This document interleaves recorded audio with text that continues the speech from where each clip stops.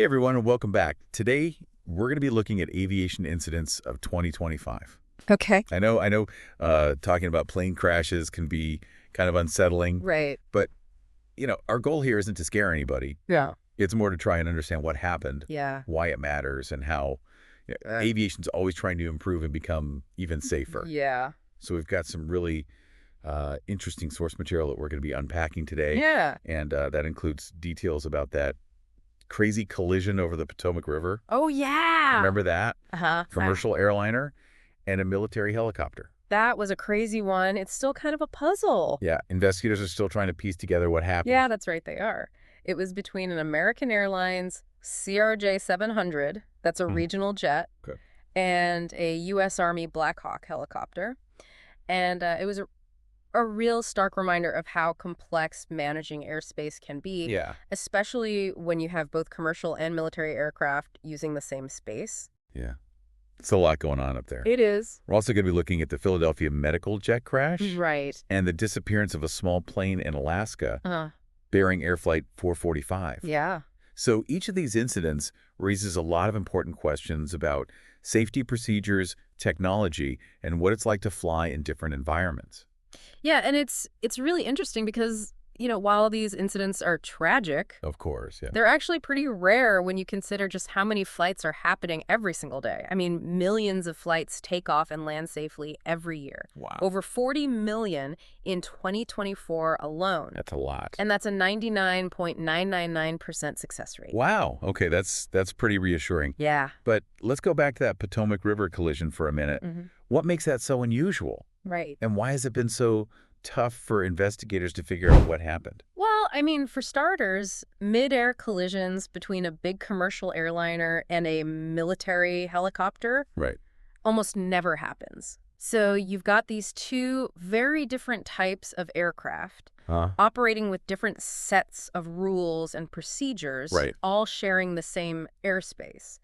It's a tough situation, and investigators are having to retrace every single step, Oh, wow. every communication, Yeah. every decision Right. that led up to that moment of impact. So they're looking at things like air traffic control communications and the position of the aircraft. Right. Like right before the collision. Exactly. Yeah. Air traffic control is vital to keep aircraft separated, and communication is so key there. Of course. So they're having to look at whether there were misunderstandings Right. between the pilots and the air traffic controllers. Right. Maybe missed instructions. Well, Maybe even technical glitches right. that might have contributed to the collision. They're also using radar data and flight recorder information to kind of reconstruct. The exact movements of both aircraft in those last few minutes before the crash. Yeah, I'm really curious about that. Uh-huh. How does that air traffic control communication actually work? Right. Like, what kind of information are they sending back and forth? Right. And how could, like, a misunderstanding lead to something like this? It's almost like a ballet in the sky. Oh, wow. Air traffic controllers are always talking to the pilots. Yeah. Giving them instructions about their altitude, heading, speed, any adjustments they need to make to keep a safe distance from other aircrafts. Right, yeah. So they're using radar, they're using transponders. Okay. Those transmit the plane's position and altitude and radio communication to kind of keep track of everything. So even a small misunderstanding or missed instruction could have huge consequences. Yeah. Especially in a busy area, like around a major airport. Yeah, for sure. Yeah. So in this case, they're trying to figure out if there was any kind of breakdown in that system. Right. That might have contributed to this tragedy. Exactly. They're looking at everything from how clearly the instructions were given to the pilots, to the pilots' responses and actions to see if there were any ambiguities, or if anything was misinterpreted that might have contributed to the crash. Okay, let's move on to the Philadelphia medical jet crash. Now, this was different. Yeah. But it also raises important questions about safety, especially when we're talking about those really time-sensitive medical transports. Right. Like, getting someone to a hospital quickly. Yeah. This crash involved a Learjet 55. It's a small business jet. Okay. They use them a lot for medical evacuation and organ transport. Right. And it crashed just 2 days after the Potomac River collision. Oh, wow. Sadly, everyone on board died, all 7 of them. Oh, gosh. Including the medical personnel. Yeah. Early reports are pointing to a possible mechanical issue. That's awful, especially considering what those flights are for. Right. You know, they're trying to save lives. I imagine operating in that kind of high-pressure environment where every minute counts. Must add a lot of stress to the pilots and the maintenance crews. It does. Medical flights are always on a tight schedule. Right. And there's this constant sense of urgency to get patients the care they need as quickly as possible. Of course, yeah. So that can sometimes lead to shortcuts wow. or warnings being overlooked. Yeah. Especially when it comes to maintenance. So even though mechanical failures are statistically uncommon, this incident really emphasizes how important that meticulous maintenance is. Right. Especially for aircraft that are involved in these critical life-saving operations. Exactly. And it raises questions about the unique challenges of maintaining an aircraft that's constantly flying these kinds of missions. Yeah, do they need to be inspected more often? Are there certain parts that wear out faster because of the demand? Exactly. These are all things that investigators can be looking into. Right. It's a tough reminder that even with all of the advances in aviation technology, the human element, maintenance, are still so important. Absolutely. We can't just rely on technology. We have to make sure that the people who are building these aircraft, maintaining them, operating them, are properly trained, supported, and have the resources they need to do their job safely. For sure. Okay. Our third incident takes us to a completely different environment. Yeah. The Alaskan wilderness. Right. Vast and unforgiving. Yeah, it is. On February 6th, Bering Air Flight 445. Right.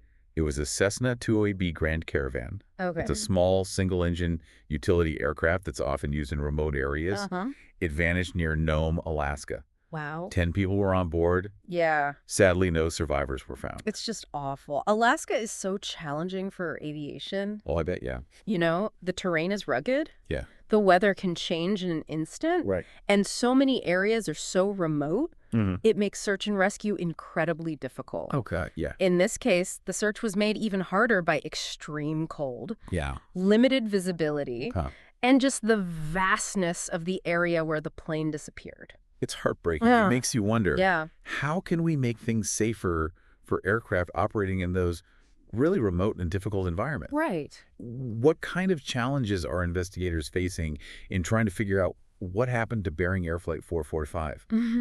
Well, one of the biggest challenges is that a lot of these remote areas don't have radar coverage. Oh, really? Yeah. In more populated areas, radar gives those air traffic controllers a real-time picture of where the aircraft are. Yeah. But in places like the Alaskan wilderness, that radar coverage is spotty or non-existent.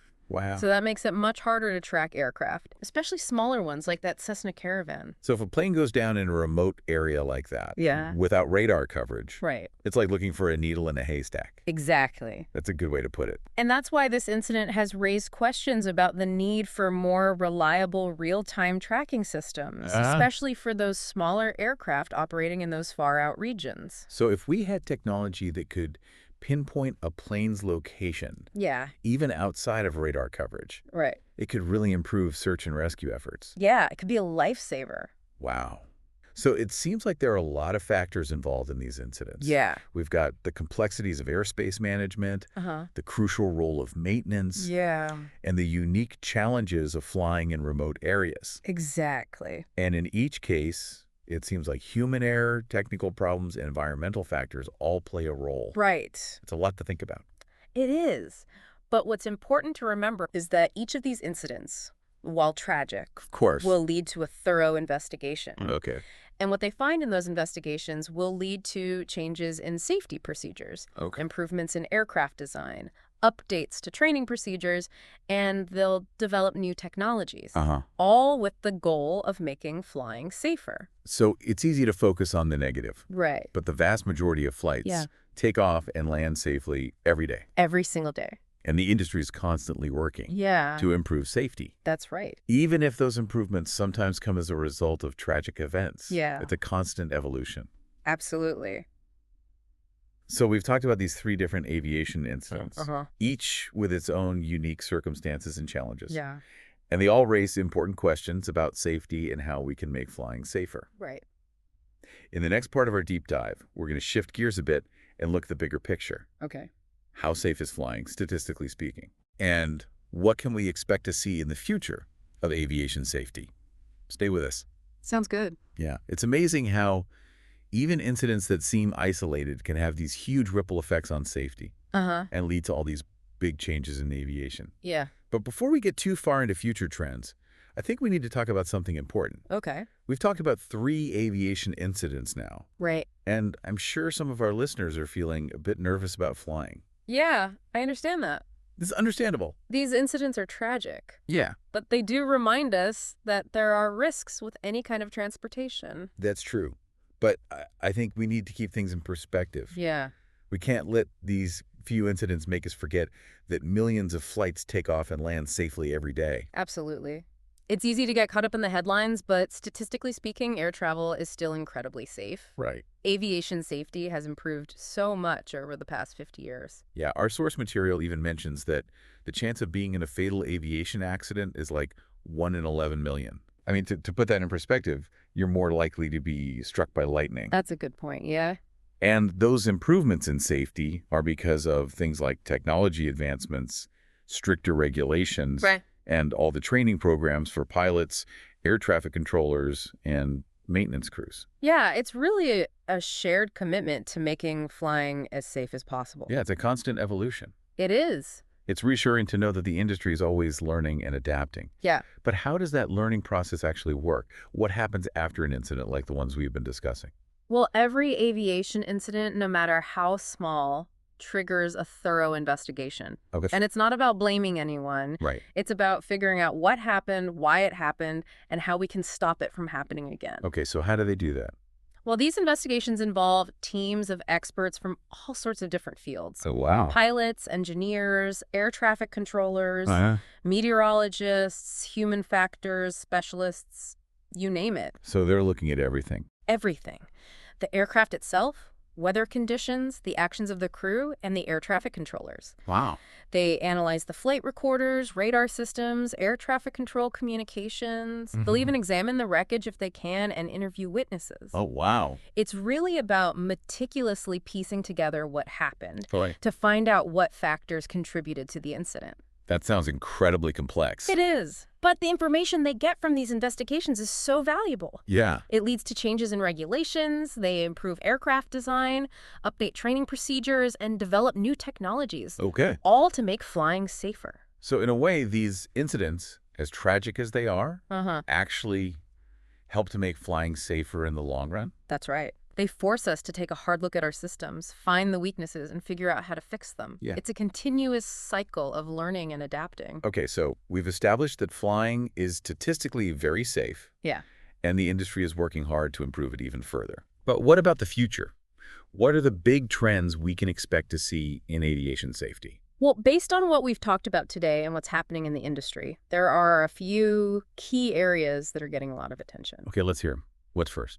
One big thing is the need to improve communication and coordination between pilots and air traffic controllers. Right, because of the Potomac River Collision. Exactly. That really highlighted how miscommunication can happen even in a very complex airspace. Okay, so what are they thinking of doing about that? Well, one idea is to use something called datacom. Datacom. Oh, no, it would allow for direct digital communication between pilots and controllers. Right now, a lot of that communication is still done over voice radio, right, which can be unreliable, especially in busy areas or during emergencies. Okay. But with datacom, they can send text-based messages, Oh, okay. which are clearer and less prone to errors. So it's like sending a text instead of leaving a voicemail. Exactly. Plus, it allows them to share more information. Things like weather updates, traffic alerts, changes in flight plans. Yeah. All of that can help pilots be more aware of what's going on around them and reduce the risk of miscommunication. So improving that communication is a big focus. It is. What else are they working on? Another big thing is developing more advanced aircraft tracking systems. Right, especially for aircraft in those remote areas. Yeah, exactly. Remember the disappearance of Bering Air Flight 445? That really showed us how difficult it can be to track aircraft in those environments where there's limited radar coverage. Yeah, and you mentioned earlier that there's a push for real-time tracking systems. Right. What exactly does that mean?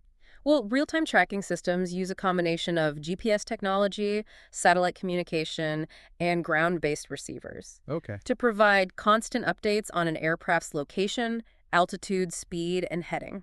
Wow. So it's constantly updating. Pretty much. Yep. And who has access to that data? Air traffic controllers can see it, search and rescue teams, even the airline operating the flight. So everyone knows where the aircraft is at all times. Yeah, it gives them a much clearer picture of what's going on. Even in those areas without radar coverage. Exactly. So even if an aircraft goes down in a remote location, we'll have a much better idea of its last known position. Which can make a huge difference in search and rescue. Yeah, that makes sense. And I'm guessing those systems are getting even better all the time. They are. Some of the newer systems can even transmit data about the aircraft's engine performance, fuel levels, and other key stuff. Oh, wow. Which can help spot potential problems before they turn into something serious. So we could prevent some of these incidents from happening in the first place. That's the goal. So it sounds like those real-time tracking systems could be a game changer for aviation safety. They really could, especially for flights in those remote and challenging environments. And are a lot of airlines using these systems now? More and more are starting to, yeah, and regulators are pushing for wider adoption, too. Okay, good to know. So we've talked about improving communication between pilots and controllers and developing better aircraft tracking systems. Right. What else is on the horizon for aviation safety? Another big one is aircraft maintenance. Of course, yeah. You know that Philadelphia medical jet crash with the suspected mechanical issue? Right. That was a stark reminder of how important meticulous maintenance is. Absolutely.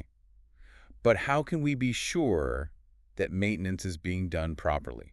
Right. And that potential problems are found and fixed before they cause an incident? Well, one exciting area is the use of predictive maintenance technologies. Predictive maintenance, what's that? It uses sensors and data analytics to monitor how different aircraft systems are performing. In real time? Yeah, exactly. So they can identify potential problems before they cause a failure. So instead of waiting for something to break, we can use data to figure out when maintenance is needed. That's the ideal. And fix it before it becomes a safety issue. Exactly. It's like taking your car in for regular checkups instead of waiting for it to break down. Yeah. That's a great analogy. And I bet those predictive maintenance technologies are getting more and more advanced. They are, thanks to all the advancements in sensor technology and data analytics. Right. And they're being used in more and more parts of aircraft maintenance. Wow. From engine monitoring to hydraulic systems to avionics. It's amazing how technology is making things safer in so many different ways. It is. But we have to remember that technology is only part of the story. Yeah. We can't forget about the human factor. Right. We can have the most advanced aircraft and systems. But if the people operating them aren't properly trained and supported, we're still at risk. Exactly. And that's why the aviation industry invests so much in pilot training. Especially in areas like decision-making, situational awareness, and how the crew works together. So how is pilot training changing to address those human factors? Well, one of the most exciting developments is the use of simulation technology. Simulation? Yeah. Like flight simulator? Exactly. Modern flight simulators are so realistic. Wow. Pilots can practice all sorts of scenarios, from routine flights to emergencies in a safe environment. That makes sense. So it's like a high-tech video game for pilots. Kinda, yeah. But with real consequences if they make a mistake. That's a good way to put it. And these simulators are getting more and more sophisticated all the time. Oh, wow. They can replicate everything from weather conditions to system failures to how different aircraft types handle. So pilots can experience all kinds of challenges and really hone their skills in a way that wasn't possible before. That's right. It sounds like those simulators are a crucial tool for training pilots to handle those tough situations. They are, and they're being used more and more in pilot training programs all over the world. So it seems like the future of aviation safety is about a lot of different things. Yeah. Technology, regulations, training, and a constant willingness to learn from past incidents. That's right. It's a team effort involving everyone, from aircraft manufacturers and airlines to regulators and the pilots and crew who fly those planes every day. And even though we can't eliminate every risk, right, we can keep making flying safer and safer through these ongoing efforts. Absolutely. It's a never-ending pursuit. Okay, well, we've covered a lot of ground today. We have. From the specifics of the 2025 aviation incidents to the overall safety of flying and all the amazing things the industry is doing to make sure every flight is as safe as possible. It's incredible, isn't it? It is. And I think it's really important for our listeners to understand that while these incidents we've discussed are tragic, and they remind us of the risks that come with aviation, the constant drive to learn, adapt, and improve should actually inspire confidence. Yeah, not fear. And everyone who gets on an airplane. That's right. Yeah, it's like you said, every incident, even a small one, kicks off this whole process of analysis and improvement. Yeah, and that's what's so amazing about this industry. It is. And it's not just about reacting to incidents either, right? Yeah. It's about being proactive. Exactly. Looking for ways to improve safety before anything even happens. Right. And that's where those advancements in technology and training and regulations all come in. Yeah, they all work together. Okay, so before we wrap up this deep dive, let's sum it all up for our listeners. Okay. What are the key takeaways they should remember about aviation safety in 2025 and beyond? Well, the most important thing to remember is that despite those incidents we've talked about, flying is still incredibly safe, statistically speaking. Okay. It's one of the safest ways to travel, and that's because of all the work that's been done over the years to improve it. So don't let those isolated incidents, as tragic as they are, make you forget about all the millions of flights that take off and land safely every year. Exactly. And another key takeaway is that every incident, even a minor one, triggers a really thorough investigation. And those investigations lead to real improvements in safety protocols, technology, and training. It's this constant cycle. It is. Learning and adapting. Yeah, and that's what keeps pushing safety forward. And finally, it's important to remember that the aviation industry is always evolving. Oh, yeah. It never stops looking for ways to improve, to mitigate risks and enhance safety. Right. Whether it's through new aircraft designs, better training programs, or stricter regulations. It's all about making the skies safer. It really is. And it never ends. Nope. It's encouraging to hear that it's not just about reacting to problems, but actively trying to prevent them. Absolutely.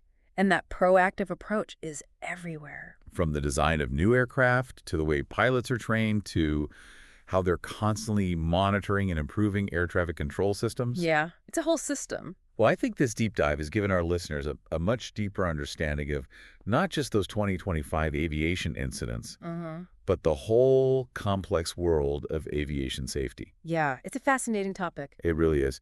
And I hope our listeners came away with a sense of confidence, not fear, the next time they board a flight. I hope so, too. So to all our listeners out there, as you prepare for your next journey, remember the incredible systems, the dedicated professionals, and the relentless pursuit of safety. Absolutely. That makes modern aviation possible. It's really quite amazing. It's a testament to human ingenuity and our commitment to pushing the boundaries while always striving for the highest levels of safety. Well said. And until our next deep dive, keep exploring, keep learning, and keep looking up. Safe travels, everyone.